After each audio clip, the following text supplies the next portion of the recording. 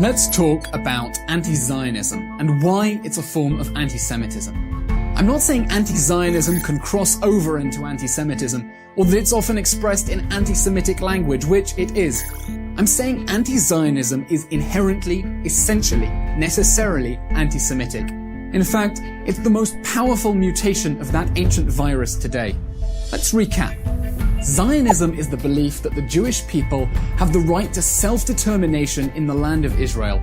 At minimum, and I'm being generous, it's the case that the state of Israel has the right to continue to exist.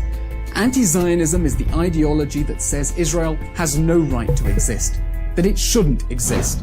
It's not criticism of Israel, it's the negation of Israel. Applied practically, anti-Zionism is the movement that strives to use political, economic and moral pressure to wipe the Jewish nation-state off the map and replace it with what would inevitably be an Arab-majority Palestine. So why is anti-Zionism a manifestation of anti-Semitism? 1.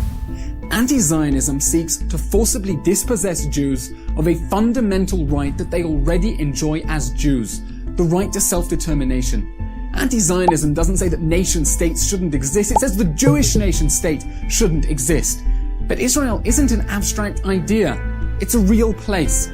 It's the place where Jews from around the world have resurrected their ancient Hebrew language and rejuvenated their historic, indigenous culture.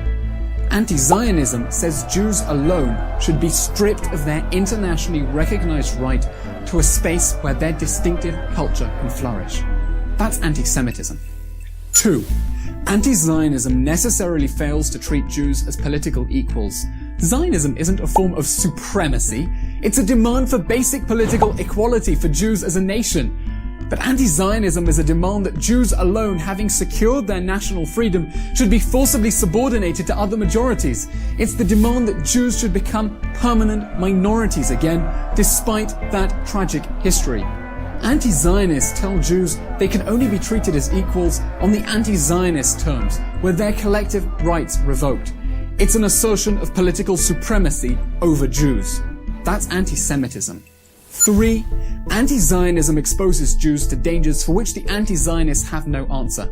For millennia, the Jews have faced persecution. In the 20th century, fascist, communist and Arab regimes around the world turned on their Jews, while liberal democracies denied them safe haven. Most Jews realized that the best or only way to survive was to take responsibility for their own fate, to build their own democratic state.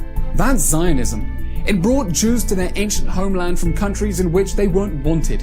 Anti-Zionism says the Jews aren't wanted in Israel either and can't be the guarantors of their own existence there. But if Israel were to disappear, the Jewish people would lose their most successful self-defense mechanism ever. Anti-Zionism necessarily disregards the beliefs, the agency, and the aspirations of most of the world's Jews. That's anti-Semitism. You see, anti-Semitism was never just a prejudice against Jews like other forms of racism. It was a totalistic political ideology that mobilized societies against the Jews, that treated them as an irredeemable problem to be solved. And that's exactly what anti-Zionism is about. It's not criticism, it's a hateful, totalistic, destructive ideology. Zionism was born as a revolutionary movement to breathe life into the Jewish people. The founder of the anti-Israel BDS movement says he favors Israel's euthanasia. Choose Zionism. Choose life.